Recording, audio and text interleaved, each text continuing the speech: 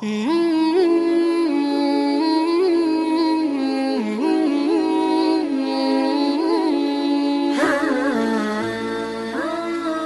নাই। হযরত বেলাল জবাব দেয়, আপনাদের ভিতরেও আছে, কিন্তু আমি বেলাল যখন নবীর রওজার দিকে তাকাই তখন আমার কলিজা ছিঁড়ে যায়।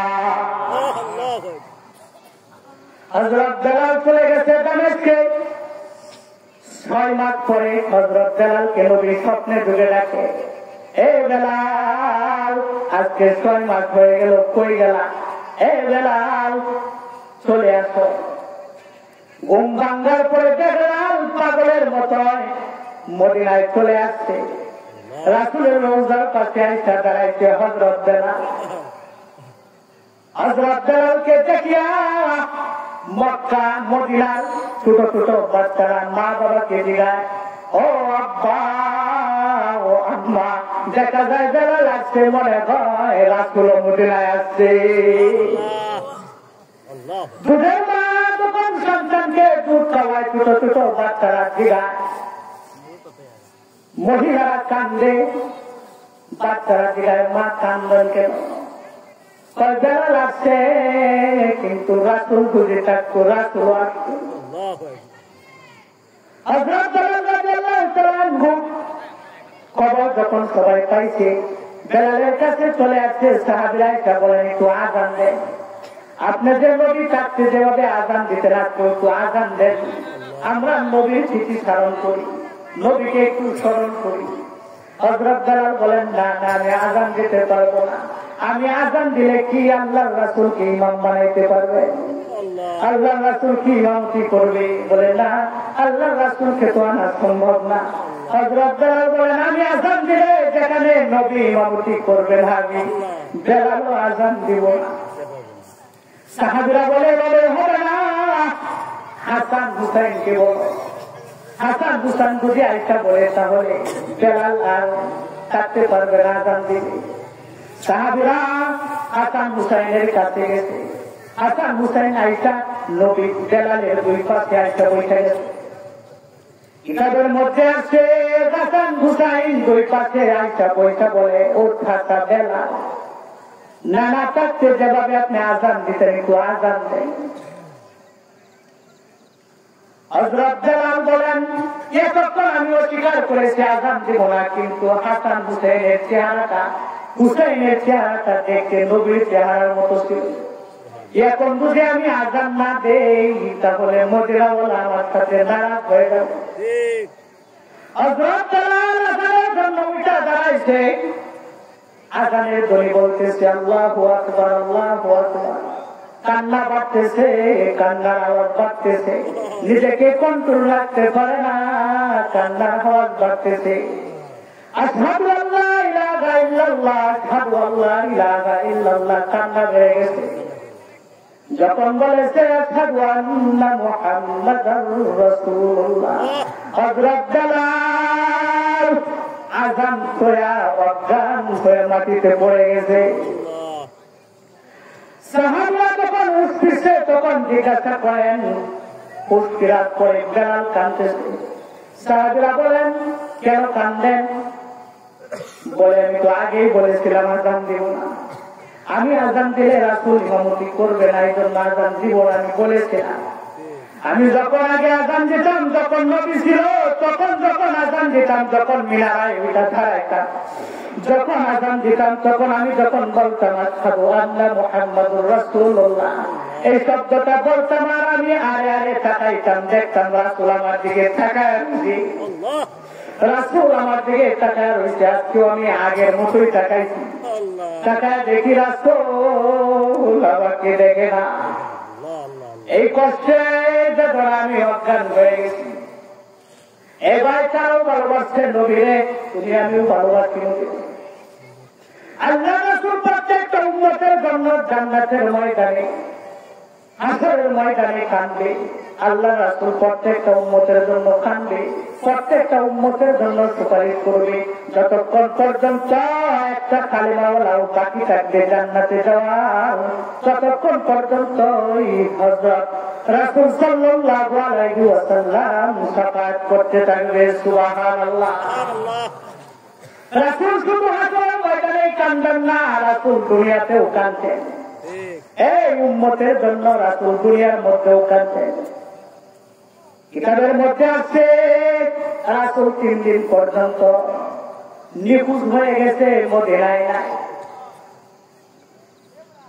আবু বকর কান্দে, উমর তরবারি নিয়ে দাঁড়াইছে আর বলে, হে মদিনার মুনাফিকেরা, রাসূলের সংবাদ যদি না দাও তাহলে উমরের তরবারির হাত থেকে একটা মুনাফিকও বাঁচতে পারবে না।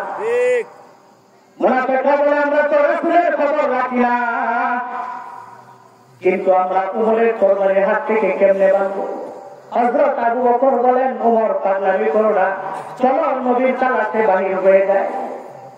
পথ চলতে চলতে, কিতাবের মধ্যে আছে, পথ চলতে চলতে চলতে চলতে বহু দূরে গেছে, গিয়া দেখে উট রাখালেরা উৎসরা। আবু বকর বলেন, এই রাখাল ভাইয়েরা, তোমরা কি দিনের নবীরে দেখছো?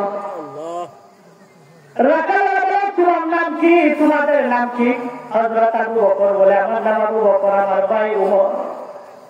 রাখালেরা বলে, দিনের নবী চিনি না, তোমাদের নবীকে তো চিনি না, কিন্তু ও আবু বকর, ওই যে গুহা দেখা যায়, ওই যে পাহাড় দেখা যায়, এই পাহাড়ের মধ্যে একটা লোক উম্মতি উম্মতি উম্মতি বলিয়া কান্দে। এই আবু বকর, দোহাই লাগে আবু বকর, এই লোকটারে বাহির করে নিয়ে যাও। আমাদের উৎসাহের গোড়া আজকে 3 দিন পর্যন্ত গাছের মধ্যে মুখ লাগায় না। আবু বকর বলে, উমর, যার জন্য আপনার আমার নবী কিন্তু উড়ের, আপনার আমার নবী কিন্তু উঠেরও নবী, সাপেরও নবী, যত প্রাণী আছে সব মাখলুকের নবী। আবু বকর বলে, উমর, উৎসাগর গুলা কানা ছাইয়া দিছে, দিনের নবী ছাড়া কেউ না চল যায়। আবু বকর গিয়া দাঁড়াইছে, দেখে আপনার আমার নবী সেজদা দিয়া উম্মতি উম্মতি উম্মতি বলে কান্দে। আবু বকর দাঁড়া বলে, রাসূল আর কান্দতে হবে না, মাথা উঠান। আমি আবু বকর যত নেক আমল করছি, আমার জীবনের সব নেক আমল আপনার উম্মতকে দিয়ে দিলাম। আল্লাহ রাসূল মাথা উঠায় না, উমর দাঁড়াইছে, দাঁড়ায় বলে, আল্লাহ রাসূল, আমি আপনার গর্দান কাটার জন্য গেছিলাম, আপনার সুন্দর চেহারা দেখে কালিমা পড়ে মুসলমান হয়ে গেছি। ও আল্লাহ রাসূল, মক্কা মদিনায় থাকতে যত নেক আমল করছি, সব নেক আমল আপনার উম্মতকে দিয়ে দিলাম, তারপর আপনার মাথা উঠা। আল্লাহ রাসূল শুধু কান্দে আর কান্দে, উম্মতি উম্মতি বলেই কান্দে। হযরত আবু বকর ব্যর্থ হইয়া চলে আসে, রাস্তার মধ্যে আলীর সাথে দেখা। হযরত আবু বকর বলে, আরে যাইস না, ফাতেমা, হাসান হুসাইন ছাড়া নবী আসবে না। 3 জন সাহাবী, হযরত আবু বকর, উমর, আলী রাদিয়াল্লাহু তাআলা আনহুমা, 3 জন সাহাবী ফাতেমার দরজায় গিয়া দাঁড়াইছে। 3 জন সাহাবী কোনো কিছু বলে না, শুধু কান্দে, চোখ ভিজে পানি পড়তেছে, গাল ভিজে ভিজে পানি পড়ে। ফাতেমা রাদিয়াল্লাহু তাআলা আনহা ডাক দিয়ে বলেন, আবু বকর কান্দে, উমর কান্দে, ওর স্বামী আপনিও কান্দেন, বুঝেছি মদিনার মনে পেটেরা আমার হেতিম বাবারে মাইরা ফেলাইছে। কোন বাবার মতো জায়গা কোথায় দেখেছেন বলে? হযরত আলী বলে, ফাতেমা, বাবা মরে নাই, বাবা গুহার মধ্যে পড়িয়া, পাহাড়ের মধ্যে পড়িয়া উম্মতি উম্মতি উম্মতি বলে কান্দে। হযরত ফাতেমা বলে, হাসান রে, বুঝাই না, তোর নানার খবর পাওয়া গেছে, তোর নানা উম্মতের জন্য কান্দে, আয় গুহায় চলে যায়, পাহাড়ে চলে যায়।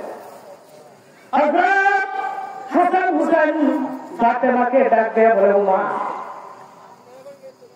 যখন আমার আমাদের পেটে খিদা লাগতো তখনই আমাদেরকে পাঠায় দিতেন, নানার বাড়িতে কুলো নিয়ে যাইতেন। নানার যখন সুন্দর চেহারা দেখতাম তখন আমাদের খিদা ভুলে যেতাম। আজকে 3 দিন পর্যন্ত নানাকে দেখি না, মা কই আমাদের নানা কই? ফাতেমা বলে আয় কবর পাওয়া গেছে।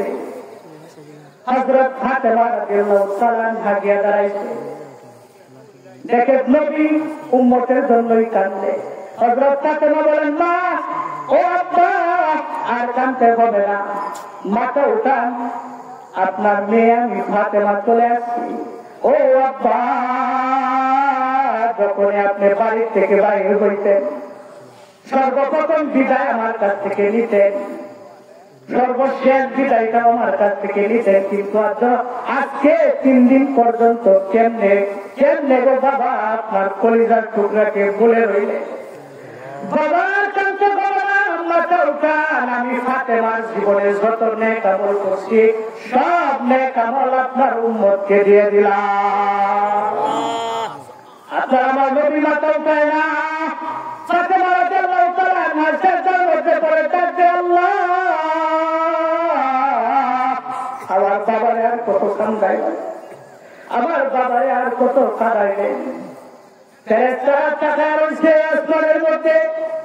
হযরত ফাতেমা রাদিয়াল্লাহু তাআলা আনহা ডাকতে বলেন, ও বাবা, আমার আপনার 2 নাতি হাসান হুসাইনকে আপনার উম্মতের নামে কুরবানি দিলাম।